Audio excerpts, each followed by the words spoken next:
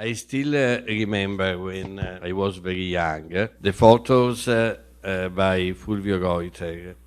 He was a Venetian, I was from Padua, and every time there was some event in Venice, there were these photos and everybody could immediately understand that they were made by Fulvio Roiter, because they have these photos have an incredible style, an incredible sense of color. Just one spot is Roiter, one spot of color. So when I received the proposal by Stefano Albertini to collaborate to this exhibition, I was enthusiastic. The exhibition is on. We have to say a big thank you to Stefano Albertini, director of Casa Italiana, Zerilli-Marimò, NYU, and to the curator, Victoria Noel-Johnson, who will speak about the project. Of course, there is the pandemic, and so the exhibition exists. We have the catalogue, but you have just to trust us that the exhibition exists, because it's not accessible. Okay. And there is this wonderful catalogue that is really a monument to the capacity of Roiter of creating a sort of new Venice in New York. So I don't know who is first. Wonderful.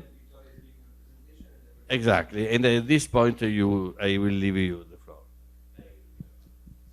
As Professor Finotti said, the exhibit is on. Thank you for being here tonight, and thanks to Professor Finotti and his staff for welcoming a homeless Casa, a Casa senza casa.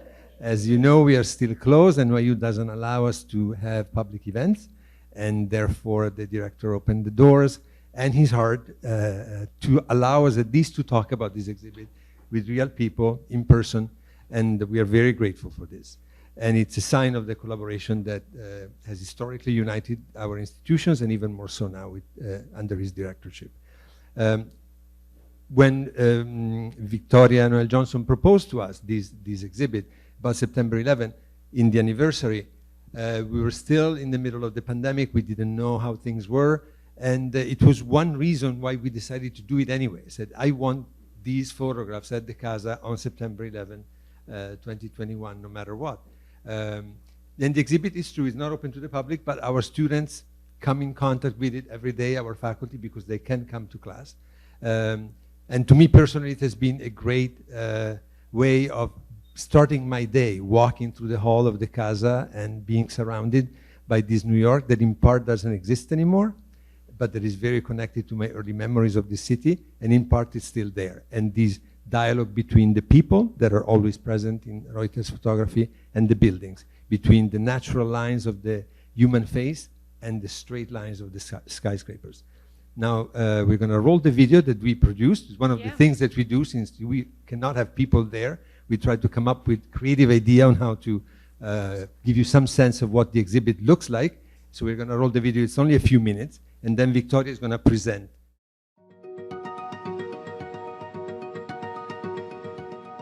This exhibition is titled Fulvio Roiter, High Rise New York, and it has been organized in collaboration with the Fondazione Fulvio Roiter. It exhibits 35 photographs that relate to Fulvio Roiter's trips to New York, which took place from 1987 to 1998. Fulvio Roiter was one of Italy's most important 20th century photographers. He was born in 1926 and died just before his 90th birthday in 2016. He's best known for his almost near-realist photographs, where he sort of aligns a narrative together with a poetical critique. One of his best-known publications is called Essere Venezia, which he produced in 1977. On the back of this publication that had huge international success, Roiter developed a fascination for New York. He was fascinated with the parallels between Venice and New York as islands with bridges and this beautiful light and the reflections of the architecture. In the 1980s and 1990s, he accumulated a very large body of work. And just at the turn of the new millennium, around 2000, he contacted a publisher. They were effectively in the printers when the tragic events of 2001 unfolded on the 11th of September. And Roiter, together with the publisher, made the decision to immediately pull the publication, and they halted circulation.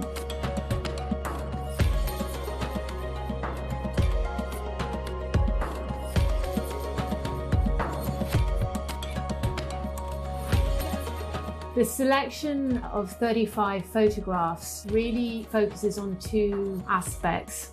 One is looking at the beautiful panoramas and architectural details. But on the other hand, I also wanted to really extract that more human element of New Yorkers themselves, the very sort of mundane goings about of going to work.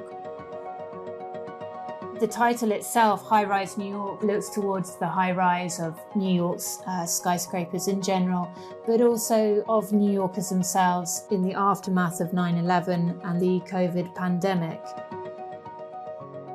There is light after dark, there is life after death. It's hope for the city, and it's hope for New Yorkers for the future.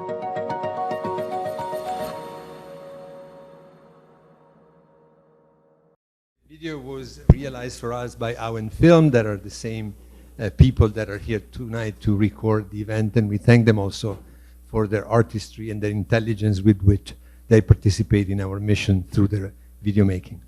Victoria. Sure. I don't know if we want to dim the lights because it'll be easier to see the photos. Yeah, maybe, yeah? yes. Okay. Oh, yeah. Okay. A very good evening to you all, and a sincere thanks to Director Fabio Finotti of the Istituto Italiano di Cultura for generously hosting this presentation this evening, together with Director Stefano Albertini of Casa Italiana, who has been incredibly supportive throughout this project, including the production of the catalogue, which is something that Casa Italiana does not normally do, so we are very honoured to have been able to publish on this occasion. It goes without saying that I am incredibly happy to be in New York in person, not via a Zoom link, and be able to discuss with you Fulvio Roiter's work and also his long-standing fascination for this incredible city. Before I start, I think it important to highlight how the exhibition Fulvio Roiter, High Rise New York, how its raison d'etre of rising up in the face of adversity has accompanied this specific project throughout. The ongoing COVID pandemic has thrown many curveballs our way in terms of organization and visitor attendance. But the sheer determination of everyone involved to get the show up and running has been quite incredible. And we managed in a very short period of time to get the show together in time for the 20th anniversary of 9/11 last September. So a huge thank you to everyone involved at Casa Italiana, the Istituto Italiano di Cultura, SKIRA, who produced the catalogue, and obviously to Fondazione Fulvio Roiter, who have played a fundamental role in the project. Jessica Roiter, who is Fulvio's daughter and the president of Fondazione Fulvio Roiter, who was unable to come today, wished to send her personal greetings to both Dr. Finotti and Dr. Albertini, and to all who have been able to attend this evening.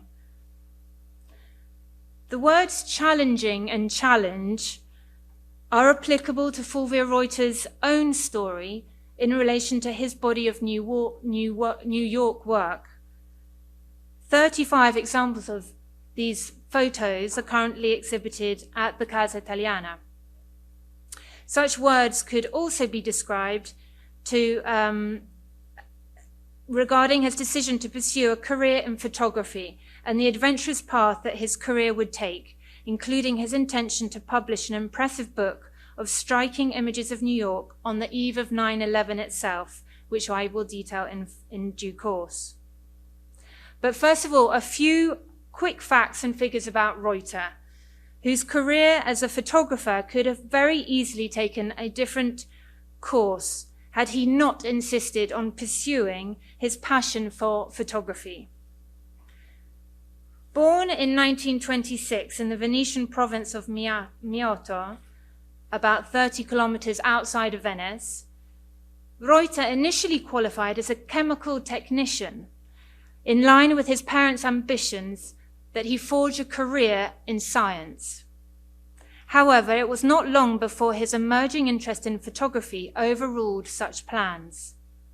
First inspired by his discovery of a Billy Box camera at home, the subsequent gift from his father of a Welter camera prompted Roiter at the age of 21 to spend more and more time experimenting with photography.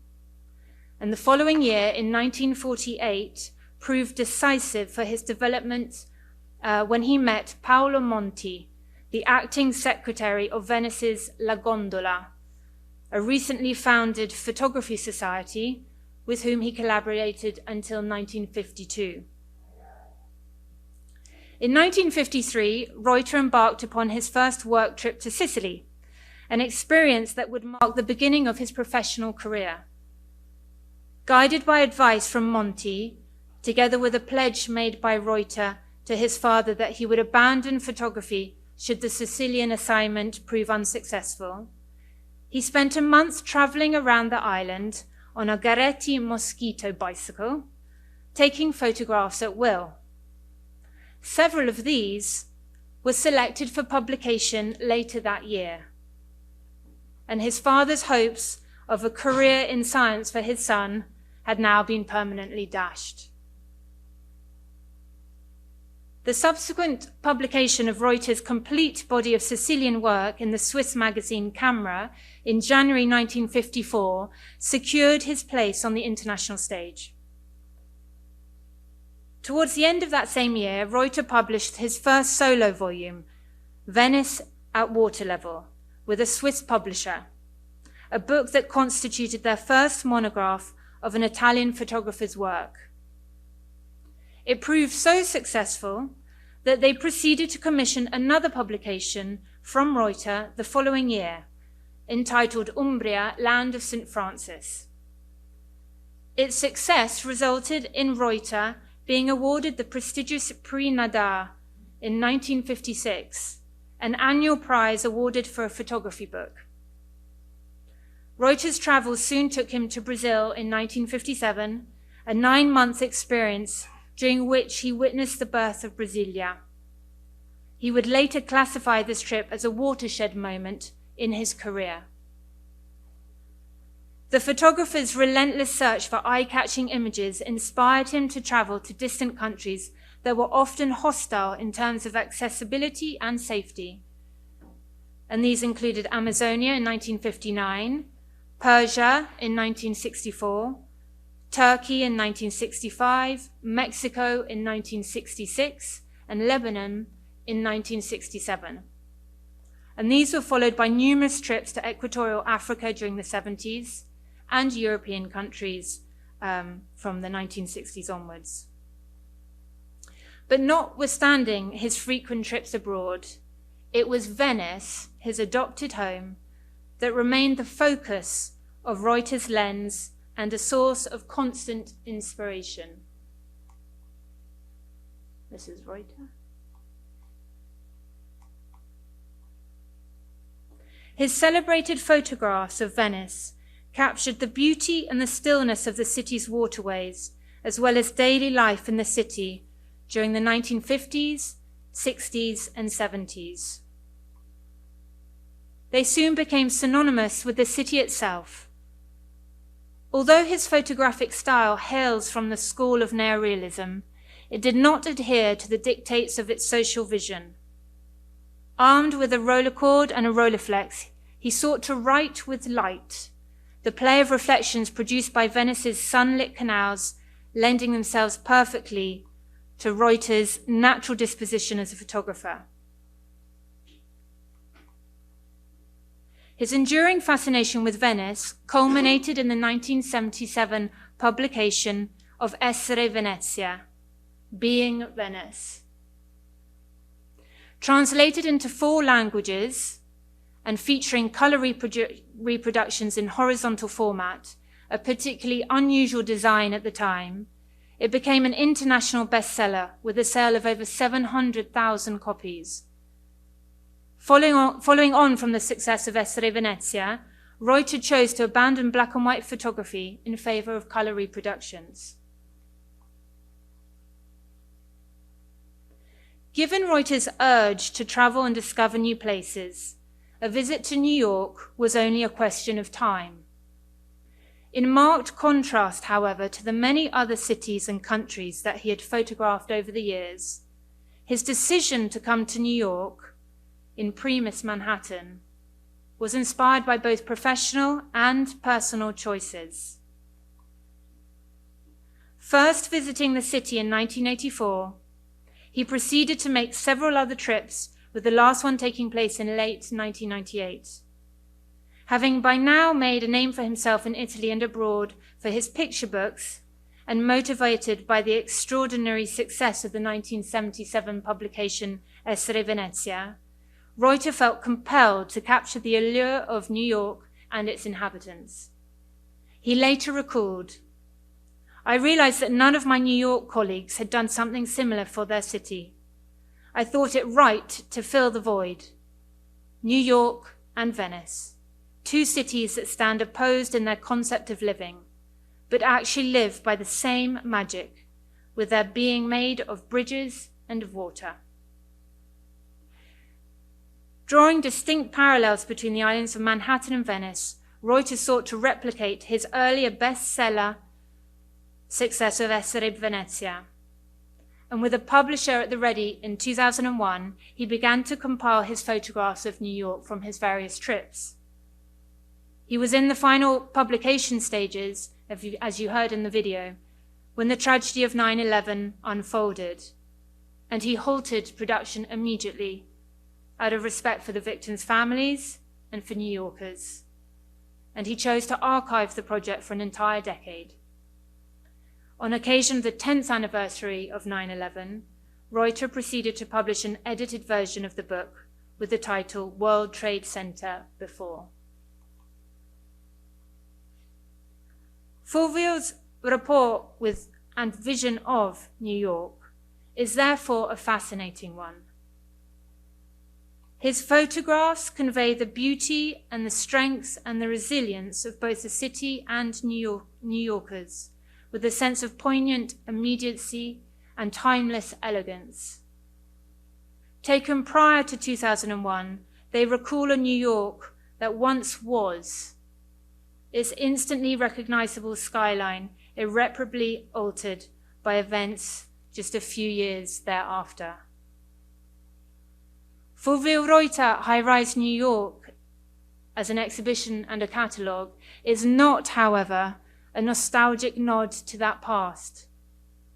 As New York began to emerge last autumn from yet another life-changing event caused by the COVID-19 pandemic, Roiter's intimate portrait of New York and its inhabitants stands as a stoic reminder of life after death and of light after darkness. Organized to mark the 20th anniversary of 9/11, the carefully selected photographs in the exhibition and the catalogue seek to strike a balance between the arresting urban beauty of architectural details and city panoramas, as well as the rich diversity of New Yorkers themselves, the gift of hindsight transforming seemingly mundane actions into acutely thought-provoking scenes. A girl sitting cross-legged in the park with outstretched arms, her pose imitating that of an aeroplane, with the Twin Towers in view behind her, is particularly moving. The joy of carefree youth and innocent play.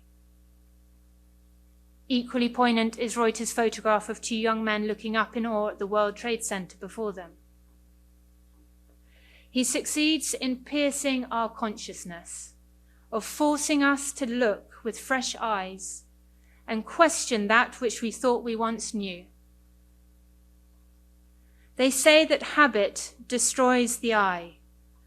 You live in a place and end up not seeing it anymore, he once has said. Perhaps this is the case, but not for me. I am saved by emotions, because I am still capable of being moved, and also by curiosity. In terms of the catalogue structure, I chose not to order them chronologically, but rather offer an image of New York as it unfolds over the course of 24 hours, with key historical events such as the immigration surge of the late 19th century, the 9/11 attacks, and the COVID pandemic, subtly woven into the volume's narrative. Beginning with the dawn of a new day, it opens with Roiter's extraordinary photograph of the Statue of Liberty with the Twin Towers seen in the far distance. As a world symbol of US ideals of liberty and peace, we all know how the Statue of Liberty greeted millions of immigrants as they sailed into America in hope of a brighter future. The vision of freedom, personified by the Roman goddess of Libertas as she punches the sky with her raised arm and torch, leaves a powerful mark, particularly post 9/11, when those very ideals of liberty and peace were directly attacked. After passing the Statue of Liberty by water, we catch sight of the bustling city that lies ahead. Roiter's expansive views of a spectacular-looking Manhattan, the high-rise urban jungle that never sleeps yet facilitates dreams, produce feelings of both awe and trepidation. Such an initial emotional response draws parallels with what presumably would have been experienced by the 12 million immigrants who arrived in the port of New York and New Jersey between 1892 and 1954, the world's busiest port by 1910, with the majority of those immigrants choosing to make New York their home. Upon setting foot in the city, we encounter a series of single and group portraits of New Yorkers themselves. Roiter's talent at capturing the intimacy of everyday scenes is indisputable. Unfiltered and all-encompassing, they portray morning joggers, daily commuters, workers, bankers, couples, as well as locals relaxing in Central Park and tourists visiting the World Trade Center.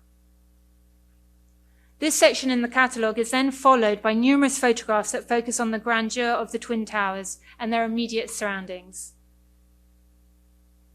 Based on the quantity of photographs taken by Roiter, it is clear that he nurtured a strong interest in the extraordinary beauty of the building's architectural details, its crystalline reflections and modern Gothic-like windows, evoking those found in Venice, his adopted home. Unbeknownst to Roiter, when he originally took the photographs, select images proved particularly moving, such as the soaring black pyramids that are habitually associated with burial monuments, or solitary isolated figures that occupy empty architectural spaces.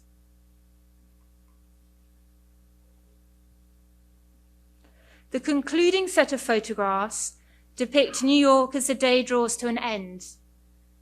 Commuters can be seen walking or driving home in heavily congested rush hour traffic. Daylight slowly gives way to dusk before finally surrendering to night. Daytime reflections cast from the shiny skyscraper surfaces are gradually replaced by the internal lighting and external illumination of offices, flickering streetlights, and glistening reflections in the surrounding water that dance to the rhythm of the rippled movement. Millions of bright artificial stars now decorate the Manhattan skyline, their nocturnal transiency eventually giving way to the approaching dawn of a new day. The dawn of a new day that brings light. Roiter's photographs of New York are, in his own words, written in light, and they compel us to reject what he described as habit destroying the eye. As such, they invite us to look afresh at New York and reflect upon what it represented and continues to stand for. Light is life, and light is hope. High Rise, New York. Thank you.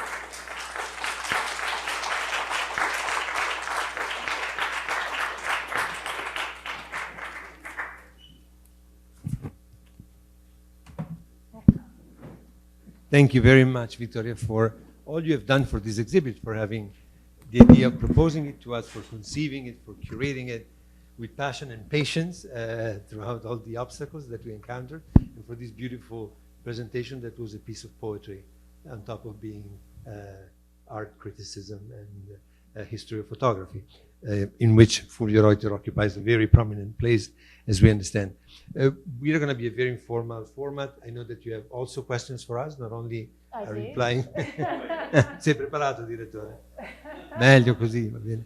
And of course, it's also open to you. I just want to mention also that we brought copies of the catalog. This is a present from Istituto di Cultura, Casa, Italiana, Fondazione Roiter, for all of you who are here with us. So you're going to take home a piece of Roiter with you as a memento of these moments, since you still cannot come to the Casa. Vittoria, the first question is very technical. As a curator of this exhibit, you selected a fantastic group of photographs that by now I know by heart, because I see them every day, coming and going. And what was your criterion? And first of all, how many photographs could you choose from to select then the nucleus of the exhibit? So we're talking about 100, 200, 500? There are several hundred photos available. So with regard to the criteria, what I wanted to do was strike a balance between being such a poignant occasion that we wanted to mark. I wanted to have a very delicate balance between gently touching on what had happened with New Yorkers, and also Roiter's own fascination with the architectural details of New York. So that was effectively the criteria. There are many, I mean, we could have done a book like this, and the catalogue itself has more photographs than the exhibition. In the exhibition we have 35 photographs, and the catalogue has over 60. So that was the idea. The exhibition itself then is also slightly different to the order of the catalogue, because the catalogue obviously will remain for many years to come. And that's where I came up with this idea of trying to convey an image of New York over a 24-hour period, starting with dawn until nighttime. So, as I say, there were many hundreds of photographs. Roiter's archive is not the easiest to navigate. He passed away in 2016 at the age of 89. And they are, Fondazione Roiter is in the process of archiving the many thousands and thousands of negatives that he has. So without a doubt, there will be more photographs of New York that materialize and surface once they order the archive. But that was the main criteria, striking a balance between everyday scenes of New Yorkers, which, I mean, from the photos that you saw, you can see that Roiter they're not portraits, you know, that he takes them off guard because he wanted to have that behind the scene feel towards his photographs. And what impressed me is also this relationship between the straight lines of architecture that are particularly striking. There are some of the photographs you selected for the exhibit and that are in the catalog that seem like abstract paintings. Yeah. They're like so evocative, and at the same time you forget that they're part of an architecture, of a building. And then there are the ones with the human element in it. So the geometry of architecture is interrupted by the human element. And it's some sort of a legacy of his origin as a somehow neorealist photographer with the attention to the human being. But as you said, not with the political emphasis of many photographers of neorealism, but an anthropological attention. He's interested in the human person, human being, the smile, the expressions, the way in which they look, at the buildings. So I also love that you emphasize this relationship between the architecture and the people who enjoy the architecture and relate to it. Exactly. There's a rapport, there's a dialogue between New Yorkers and the architecture that they live with every single day, and that's what he draws out. It's very easy to see some of those very, very striking sort of geometric, near abstract shots of some of the skyscrapers taken from below, and they really are piercingly beautiful. And you have this bright blue New York sky behind. But sometimes you will catch in the reflection a person. I mean, there is this human element. Even in the Statue of Liberty, the big head of the Statue of Liberty, and then you see this little this head little of the tourist in the crown appearing, if you pay attention. So even there, he was able to. He's quite, he can be quite playful as well. Yeah. And I mean, Fabio, you noticed as well in your wonderful introductory text how there is often this element of red that runs through Roiter's photographs. The Roiter red. Which is a particular tone of red. Yes, I agree. I totally agree with you. I think that there are three great elements. One are the lines. You are right. In some of these photos, it's like it's the age of optical art, the 50s, and there is something of the optical art in this sensibility for the lines, for the architectures that are not massive, but built exactly by lines. Then there is the color, this sensitivity for the color, which is already present in the black and white, and then for the people. But there is something that is typical of Roiter, I would say, the capacity of creating silence. This scene where the people is alone in a square, or you can look at them from far away, which is the silence you sometimes have also in Venice, not in the summer, but maybe in November, in October, November, exactly, not during the Biennale. I have a question. Did he make photos for commercial purposes? Do we have a production which is related? Many photographs actually in the last century worked for themselves, but also for publicity. Sure. Is there a part of his activity which is connected to that? Specifically these New York photos? As far as I'm aware, no. He was very, very protective of his photographs, and it's almost like he had a long-term plan to do this New York book. And as I say, he started visiting New York from the mid-1980s through to the late 1990s. And he kept on increasing his archive. But as far as I'm aware, he was not commissioned to come out here for a magazine or a newspaper to produce them. This is so a lot of these photographs are. This is the first time they've been published. If they weren't included in the Padua book in 2011. And Victoria said that he is the first Italian photographer, to publish a monographic book, a book for a Swiss publisher. For a Swiss publisher. Yes. But that meant that basically he lived out of the books he published. Absolutely, and he made and that's not a privilege that many photographers have, and that's why many of them have to do. Well, he it was a game changer, because when he started doing his photography and he realized he had a method, and he realized what worked, and people wanted what we would call coffee table books. And he would go to the, very, very far, to very, very dangerous countries, and we're talking 1950s, 60s, 70s.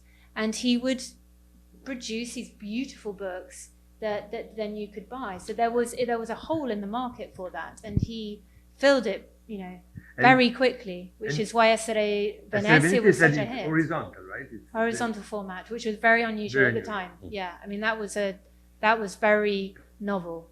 And Essere Venezia, which was produced in color, is effectively the cutoff point between him photographing black and white and choosing color.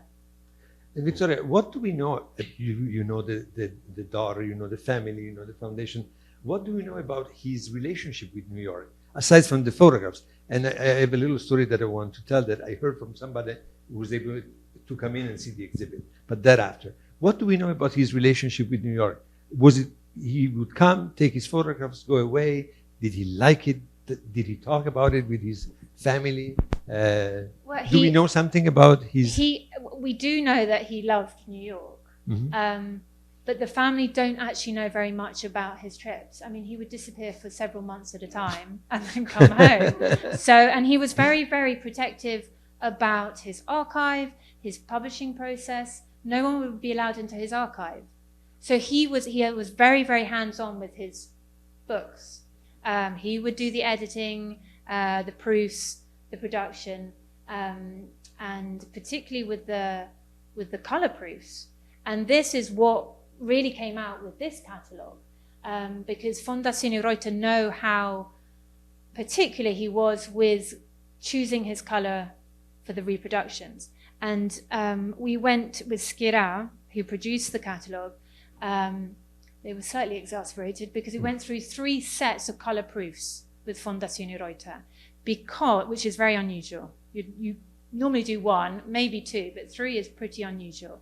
Because Fondazione Roiter know what Roiter would have wanted. So the level of saturation, the level of contrast. So the front cover, perhaps to our eyes, feels quite saturated in terms of color, but this is what they wanted. They were like, Roiter, this is what Roiter would have wanted.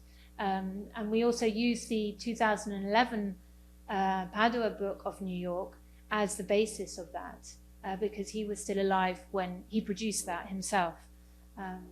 So he was very, very hands-on, obsessively hands-on. And we know that he did not really talk about his trips. And we know that he stayed in New York for a period of time, like 2-3 weeks, every time he came. Again, we don't know. I mean, but we know that the number of times he came, the years in which he came. We know which years he came, but sometimes he came several times in the same year, and not all of his negative or his color slides are dated. So that makes it fun for a curator. Well, first there has to be the archivist who has to deal through that. Then, but yeah, the curator I had to sort of go through, and you know, you can also tell in terms of you know, the certain way in which people dress, their clothing, to identify perhaps this is a late 1980s rather than a late 1990s photograph. So, but I mean, it's not scientific until an archivist goes through and they have a definitive order of all the New York photographs. Yeah. And I would like to ask you to, if you could go back in your presentation to the image of the man and the woman seated on a bench inside the World Trade Center and looking out. Okay, hang on. Yeah. And I'm going to... It's about halfway through, hang on. Because one of the few people who managed to sneak into the Casa in these months, there we go, told me the story that this is a mating ritual. Orthodox Jews have certain nights or evenings in which they gather in a certain place, and the World Trade Center observation deck was one of them, and that's when they have a chance to court a person and to decide whether they want to get married. And it's a one-night chance. So you can talk all night, but it's your chance that night. And now they do it in the position that is down there on Battery Park, basically. And I find it so fascinating that somebody that was an occasional visitor of New York, but in these photographs in which you see these two figures almost framed by the architecture of the World Trade Center, there is the desire to communicate and to come to know the other, to understand whether she or he is the one or not. So I found it incredible that he, by chance almost probably, because I don't know whether he knew it, captured these dynamics of these people having to find out in that moment whether they're made one for the other or not, and live with the consequences of it.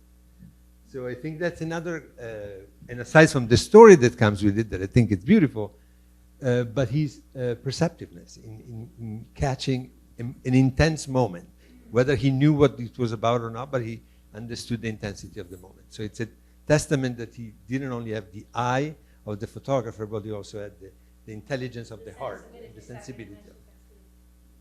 I don't want to monopolize Victoria Noel-Johnson. If you have any question or comment about the photographs, please feel free to. Yeah. Tom, yes. I was just struck by thinking about what books used to represent for people of a certain age, you know, before the explosion of Instagram and before all of the, you know, the saturation of image and photography of urban, you know, cityscapes has almost rendered them without such great value, and for him to be able to, you know, monetize that book production process at a time when there was a premium on that is just shows how much the image has changed in terms of its value. At the same time, you know, books were powerful ways of bringing other worlds to other worlds, you know, larger places like New York into smaller homes or bookstores that people would find the images. So I just think it's really interesting to think about that role he played. I'm just curious, did he, aside from his accessing that market of the coffee table book that you talked about, did he have a particular critical view that was sort of behind the scenes? Did he have a bit of a, you know, I mean, I know neorealism, as Stefano said, was not a political one as much as a more personally engaging one, but did he have a point of view, ideologically speaking or politically speaking? Oh, exactly. Yeah, exactly. I think he tried to stay fairly neutral. I mean, obviously he was trying to make a living as a photographer. So once he had found this this market for his work and that appreciated his photographs and his vision, I think he probably tried to stay as neutral as possible. I think where he probably gets the most political, social political that he gets is when it's photographs of Venice, and particularly in the 1950s and the 60s. So those black and white photographs that you saw at the beginning, where you see quite poor Venetians. I mean, there's a lot of photographs that obviously you haven't seen here, but he was fascinated with you know, little children from very poor families running around barefoot in Venice, and you know, fairly low levels of living standards at the time. Obviously, we picture Venice as this beautiful city, and right now we've got the Biennale that's just opened, and it's all very pretty and glitz, and you know. But it was a very different story in the 1950s and 60s, and that sort of neorealist air that echoes but doesn't pervade those photographs can be felt. The other photographs that he does, I think he stayed as far clear of political or social discourse as possible. Mm-hmm. But he also tried to represent a country as honestly as possible if he was doing a country or a city. But he, as I say, he had a very hands-on approach to his work. And I think it would have been difficult for editors to guide him if he wasn't happy with a certain decision or selection of work. He was really, really hands-on. In general, not very loquacious. He was very prolific as a photographer. But he was not.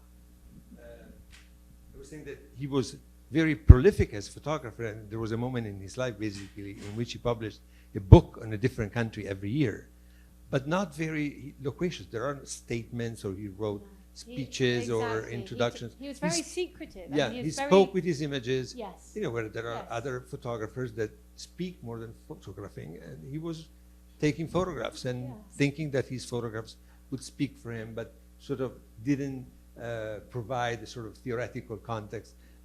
I think the statement is his aesthetic taste. It's there was not a manifesto. no, By non era Oliviero Toscani. Oh, sorry. Otherwise, they make sign. Okay, no, there is not a manifesto. So, but I remember very vividly that in the 80s, he was the one who immediately was able to catch the new Venice, the Venice of the Carnival. So the Venice of that was going out from the neorealism, from the 70s, and from the ideological period, and was a triumph of color, of joy, etc. There was a wonderful book made about the Carnival. So he was able to follow this Italian society changing very much from the 60s and the 70s, when the ideology was prominent, to the 80s and the 90s. And at the end, I think that the center for him there is not the 19th century idea of the mass, but there is the individual, or the dialogue between individuals. Ideology works much more with the masses, with the people, with the communities, than with individuals. What do you think? Yeah, I mean, his photographs are incredibly personal. It's his vision of what he sees and what he chooses to capture and what he chooses to convey. But they're historical documents of society, without a doubt, as all photography is. And that's perhaps what makes this New York body of work so interesting, because, as you quite rightly said, with Instagram, Facebook, I mean, everyone can be a photographer, right? Everyone is posting images the whole time. These are images that cannot be reproduced. You can't. This is a past. This is a historical document. And so that's also a very, very interesting part of his work, because he had a 60-year-long career when the world changed hugely. And he visited many countries that weren't on the tourist trail. I mean, going to Amazonia, to Lebanon. I mean, he went to very, very dangerous countries, or countries in very difficult situations from a political point of view or economic point of view. And he documents it, but with an aesthetic critique. That's what I would say, a sort of poetic narrative that accompanies all of his work. When you see a photograph in one of his books, it has been chosen specifically out of a mass of hundreds and hundreds of photographs that he took. And again, it's not like in the 1950s and 60s when he photographed in black and white. It's not like today when we have digital cameras and we take hundreds of the same photograph. I mean, you would take a couple and you would have to get it right. So they are. It's a curatorial choice of the photographer of what ends up in the book, and he was very, very precise about that.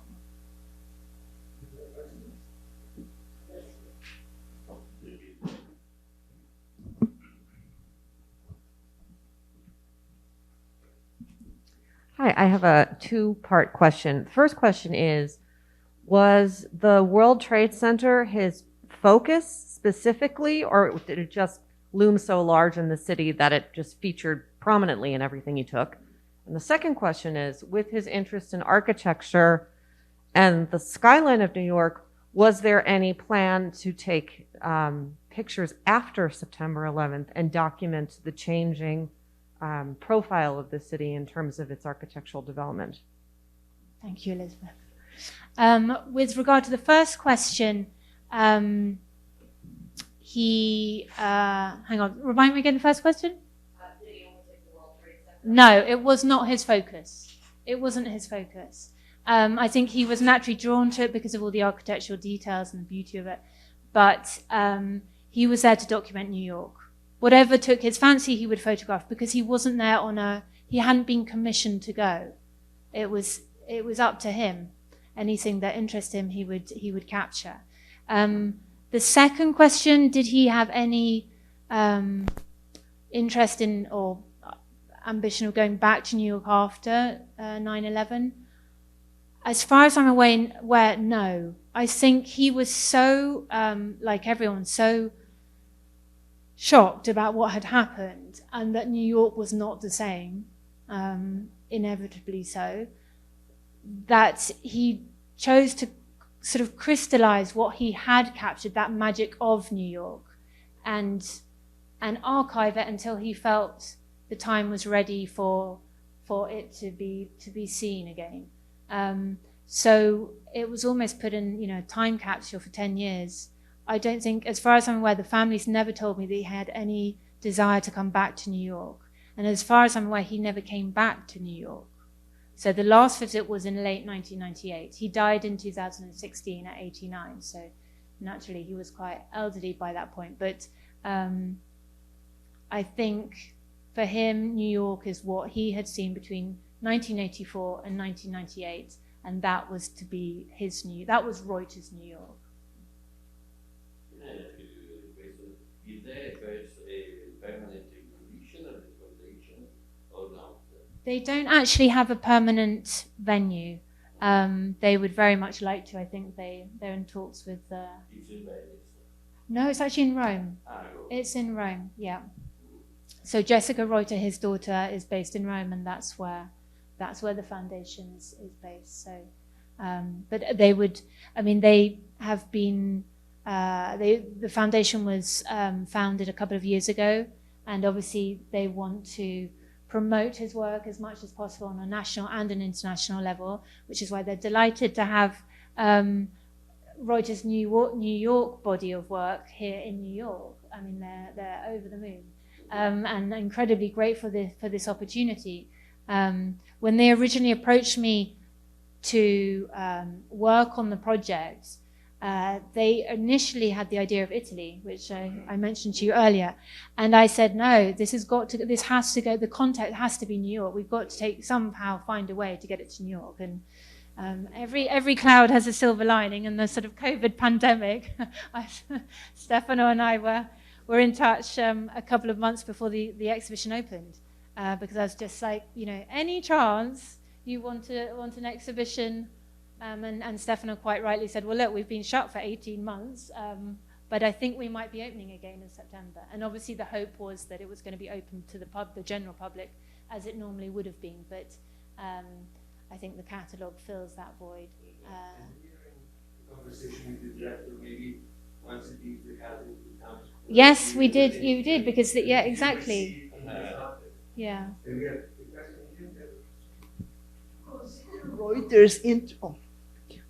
Considering Reuter's great interest in architecture and having lived in Brazil in the 60s, practically was the birth of Brazilian. Are the photographs that were published, or there's an archive about his photographs in Brazil and the Amazonia? Yes, yeah. He published quite a lot, yes, in color. And he went into the Amazon and indigenous people. Yeah, he published that quite widely. I mean, he would go to those countries, having been committed. I mean, the idea was he would know that he would do a book. So for those more distant countries, he was effectively commissioned to do them. He was given free rein to do it, and that's why New York's quite different to his other projects, because he chose to come here. They were published by the same publisher? Different publishers. Yeah. Yeah, and at some point he in 1981, he founded his own publishing house, which for a couple of years, because, I mean, he did everything from A to Z, so it was kind of an obvious choice. And usually there are there is a lot of interest in France about photography. So it's not by chance that probably he won the Nadar Prize in France.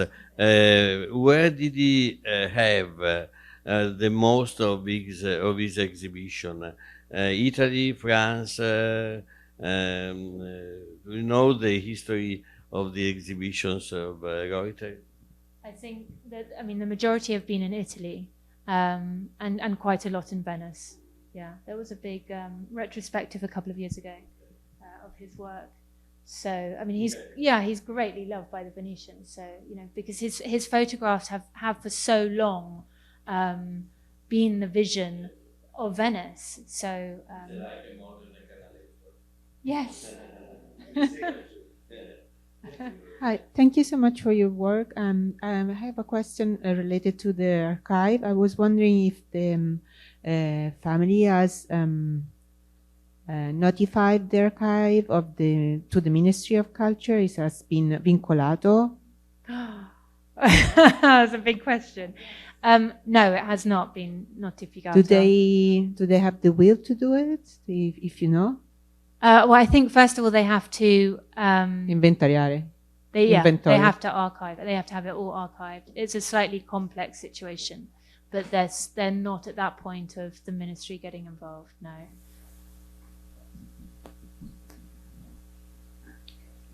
Okay. This work of Mr. Roiter comes in coincidence with the anniversary of the 20 years of the falls of the Twin Towers. Yes. What is the connection? Was Mr. Roiter a prophet?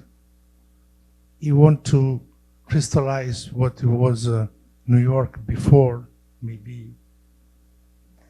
No, or, I think it was. Or he comes here only because he felt similar, Venice to New York. That was his overriding interest. Yeah. After the falls of the Twin Towers, this was the last one photo of the United States before this date, 11 September, changed the world. Maybe for this reason, this work is very important. This was the American before. Exactly. This acts as a historical document for something that we obviously can no longer see. But his intention was to produce the book in 2001. It was at the publishers when the tragedy unfolded. So his intention was certainly to have New York as it was meant to carry on being. No, I don't think there was any prophecy involved. Okay. So thank you.